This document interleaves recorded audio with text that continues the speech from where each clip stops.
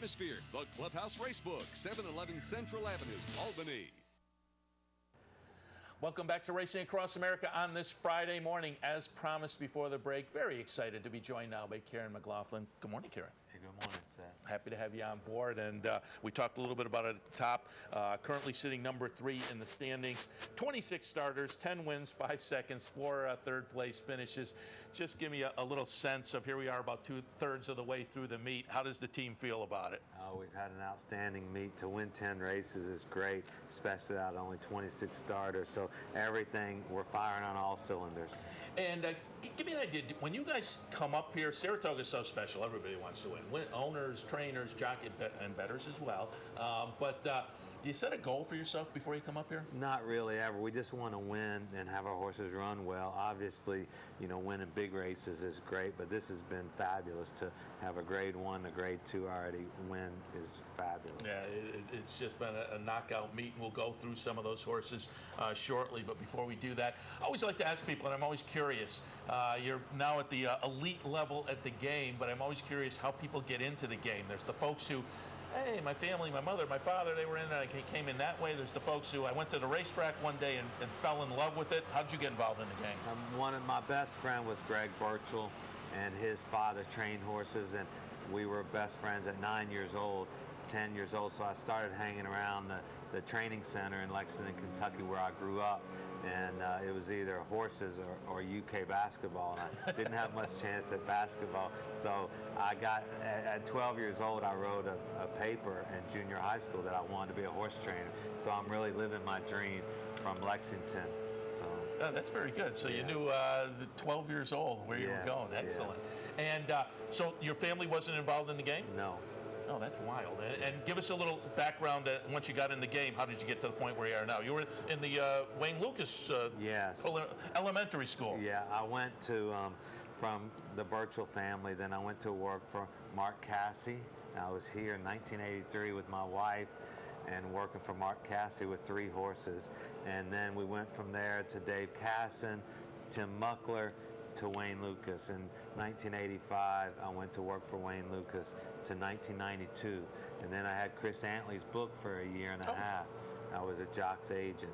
And then I went to Dubai in 1993 till 2003, and then been training here in America. So. Talk a little bit about being tied in with Antley. And for folks who don't remember, I mean, he just got inducted in the Hall of Fame, so hopefully people who don't remember got introduced with the introduction and the coverage of that. But talk a little bit about Chris Antley. He was a great rider, very smart, and for me, being a trainer, an assistant trainer before that, it was very educational to understand races going, which horses you wanted to ride, dealing with people. And you know, often you would say you'd rather lose for a top outfit than win for someone that only has 6 horses.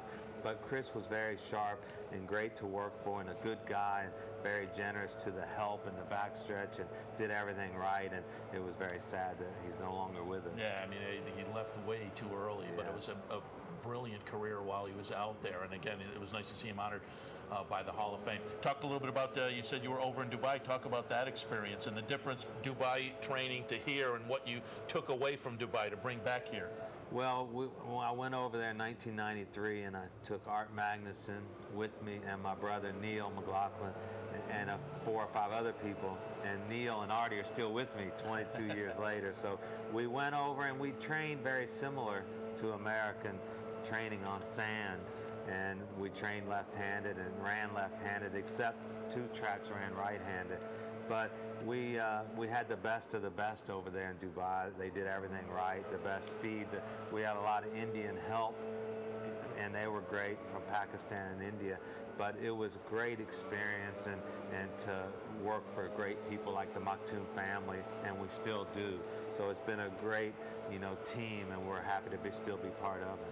And Godolphin, Shadwell, and you're now based out in the old Green Tree. And for folks who aren't familiar with the layout here, really behind us on Clare Court, just over the barns back here, there is a vintage, it's been around for years, training facility. Is it still a synthetic track back there? Yes. Sheikh Mohammed purchased it, I think, 6 years ago, 8 years ago, and he put in synthetic. and then redid the barns. They're fabulous, and it's a beautiful place. It's a privilege to be back there training horses, and the horses that are in the stall are top horses with top pedigrees, so it's a great privilege to be part of Godolphin. And again, a lot of people may not realize that's back there. If you're driving down the street, take a look to the left. It's tough to see me, but I've been back there and seen it's an incredible facility and its own training track and whatnot. And you can see that if you look in the past performances, it's GTC, right? Yes, yes. And talk a little bit about how you decide when to work over there as opposed to coming over the front side. We usually train most of the turf horses that run on the turf. We'll train them back there more, the turf horses. The dirt horses, we try and stay on the main track. But we do work some of the dirt horses back there too for different reasons, if they might have a tendency to run down or hit, or we just feel like they do better back there. So it's a great privilege to have both tracks in the back and here. And you talked a little bit about your team. I want you to talk a little bit about the nuts and bolts, because Saratoga, a lot of our viewers are maybe new to the game.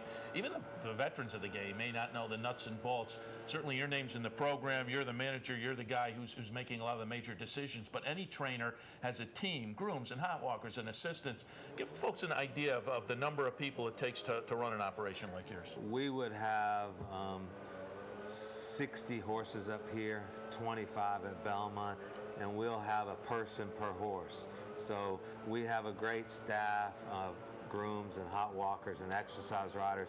Many of them have been with us for years and years because we try and treat them with respect and pay them well, and we're happy they stay with us. But it's like a person per horse, so it's a big operation. It is a big operation. I didn't realize that, a person per horse. And how many exercise riders do you have?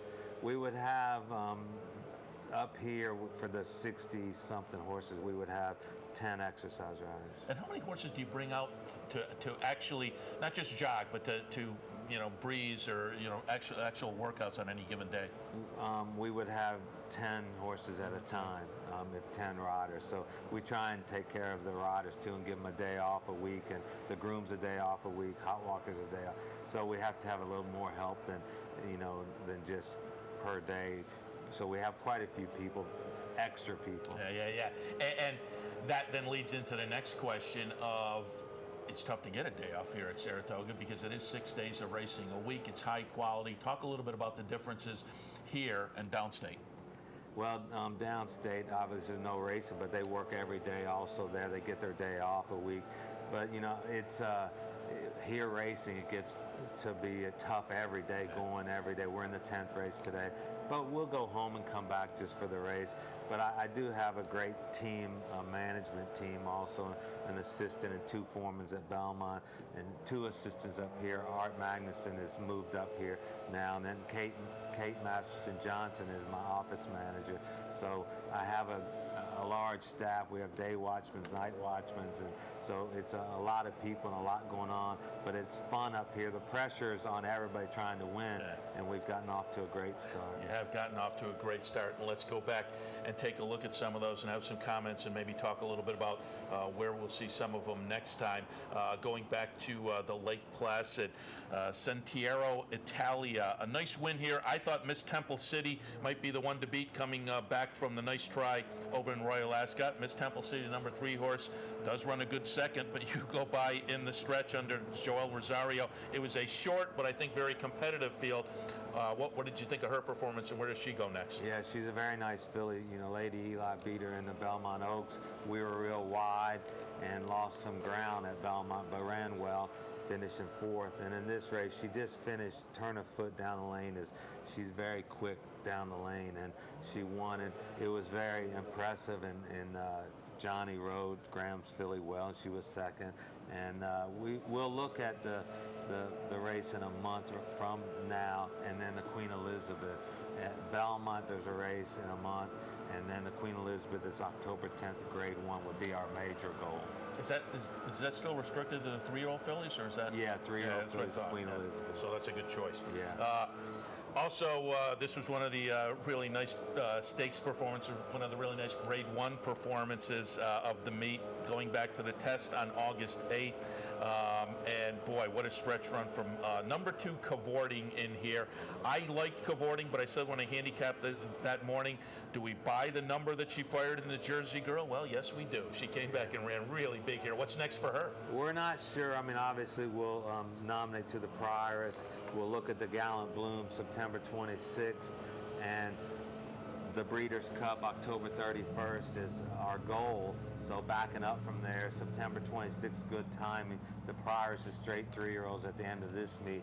But it was a great ride by Irad. He saved ground and angled out when he turned for home, and she ran big race. So very nice feeling. Yeah, absolutely. And again, that was one of the better Grade 1 performances of the meet. And I'm going to be interested to see what you have to say about Bay of Plenty, because this is one of those horses that's kind of sitting on the periphery of the older division, well beaten in the Metropolitan, but came back in the Aladar, which featured horses like Noble Moon, Palace Malice, Mine Lute's a nice horse as well. Bay of Plenty gets it done, and the replay here will be the number 1 horse. And as I say, kind of sitting on the cusp of being a player in that older handicap division. Coming out of this, what are your plans for Bay of Plenty? We'll look at the Woodward. Yeah, he was eliminated in the Met Mile at the start.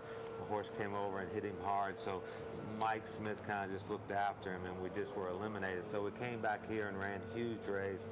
He was on the lead all the way, pretty much on his own. So the Woodward will probably be, that spot might be occupied, but we hope not. And we'll point for the Woodward because he's a top horse. We just need to win a big race for him to be a stallion because he is deserving. Yeah, and he's sitting right there, like I say. So it makes sense to take the shot. I have to talk about the 2-year-olds. That's what Saratoga is all about. And you sent out a nice first-time winner going back to August 7th. We're going to watch the number 2 Watershed win for Godolphin or Bernardini, 3-year-old. So a little bit of a belated debut, and that this was a 3-year-old, but it was a nice debut effort.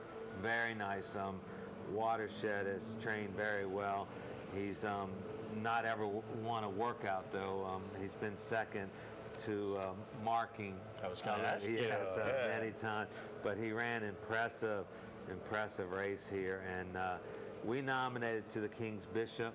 It's a little close back in 22 days, but it's straight 3-year-olds Grade 1. It's not the norm for our team, but we're going to take a good look at it. He worked yesterday in 48-3, and we'll see how he is doing the next And you've alluded to it, so it's a good time for me to ask. I look at you and some of the Godolphin runners, and it seems like you do tend to be maybe a little more conservative and a little more willing to kind of work through the conditions maybe than some other trainers. Well, if they win at 2 early, there's not a lot of opportunity but graded stakes usually. So as the 3-year-olds, we try and take our time, and also fillies is important to get black type. So sometimes we'll jump in stakes early with fillies, but we try and go A other than, 2 other than, and go through the conditions. Yes. Yeah, I like to see that because, like I say, it seems to make sense and kind of maybe build some confidence. All right, now I have to get to the big race coming up in about a week.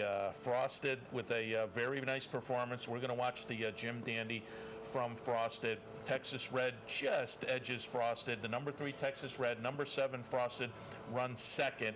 I understand Frosted worked out yesterday. So what were your impressions, A, of the Jim Dandy, and now off of the workout, how do you feel he's going forward to the Travers?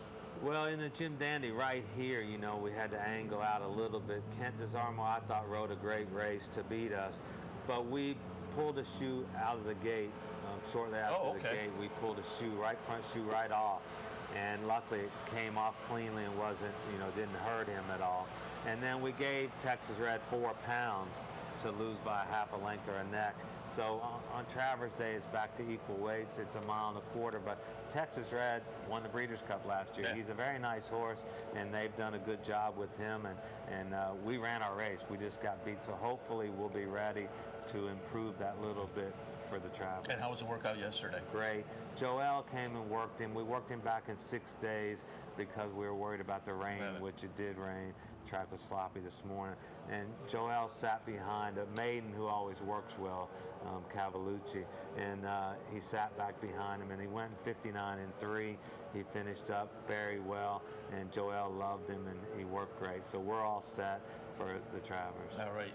And are you one of the, 5 people in Saratoga hoping American Pharoah doesn't come? Yes, we're definitely one of it, or maybe 60, my whole staff. Well, yeah, But good point. it would be great for the industry and great for Saratoga, but we would prefer him go to California or Parks. Yeah. There are those people in Saratoga who are rooting against him coming here, and all the people it makes sense to do it. All right, you alluded to it earlier. I want to go through some of the horses you have running over the next few days quickly and just get some thoughts. And one of the ones I wanted to bring up in today's 10th race, Marking, who I noted had been working with Watershed, the winner we saw at the debut effort just a couple of replays back. So give me some thoughts on Marking. And A, what do you think of him? And B, did you think the finale on a Friday would come up as tough as this with the 1.6 million from Todd? Yeah, it's a tough race, a very good maiden race, which is Saratoga, so you expect that. Marking has trained very well. He's a talented colt. We thought he was one of our best 2-year-olds last year. We had to stop on him for a chip in his ankle, but he's come back very well. He's training great. He's not great at the gate. He's a little bit reluctant to go in. We've been schooling him every day, and he doesn't come out great, so that's a bit of a negative, but he can really run, so hopefully when he does come out, he shows a lot of ability that he has in the morning. All right, and that's this afternoon in the 10th. Also wanted to mention, coming up tomorrow, you're running in the Monmouth Oaks as well with Light the City. She comes out of what looks like essentially a prep down there over the Monmouth Strip. A nice win leading into this. What are your thoughts on Light the City in the Monmouth Oaks tomorrow? She won last time in a lesser race, a 2 other than. We were just trying to get some confidence for her and us as she was eased in California and then got beat 20 lengths in the Acorn. So the trainer needed confidence and the filly, and she won. And we're in tough tomorrow, but she's doing great. We expect her to run well. That's interesting. As a trainer, it's not just the physical aspect. You're playing with the mental aspect sometimes as well. Yes, she came from Jerry Hollendorfer, who does a great job, and she didn't finish in a race. And so we were concerned. We looked her over well and couldn't find anything wrong, and we ran her and she didn't run well, so we were still looking, and then we just decided to go to a lesser track and run and try and win an allowance race. But she came back here because there's more opportunities for 3-year-old fillies on the East Coast than the West Coast. Very good. Sunday you have one entered, Wembley, main track only. We'll skip over that, but Fellini, first-time starter on Sunday in a maiden special, going 5.5. What are your thoughts on Fellini? She's trained very well. We expect her to run well. All right, and Sunday also El Mutahid yes. In the non-winners are won the 9th race on the grass on Sunday. Yeah, he's trained very well and been running well, so we expect him to run well. All right, and also coming up on Monday, Regent's House in another allowance non-winners are won. She ran very well here early off a year layoff and finished 5th, beating only a length, so we expect her to run well again. And is that important to have a race over the track? I don't think it's that big a deal, but it's nice to have. It helps. So yeah. yes. And finally, I have to talk to you about Jess's Dream. We had Barbara Banke on earlier in the meet, and she sent out a message, if you were watching that morning, said, we want this one to race up here, Jess's Dream, the offspring of Rachel Alexandra. Of course, the younger sibling won very nicely here earlier in the meet. It was actually the afternoon Barbara Banke was on with us. Jess's Dream, Rachel Alexandra's first offspring, a daughter of Curlin, finally making it to the racetrack. What do you think? Well, he's a very nice horse. We're privileged to have him in the barn. He trains very well. To be honest, I don't know that I've ever run a horse a mile and an eighth first time out.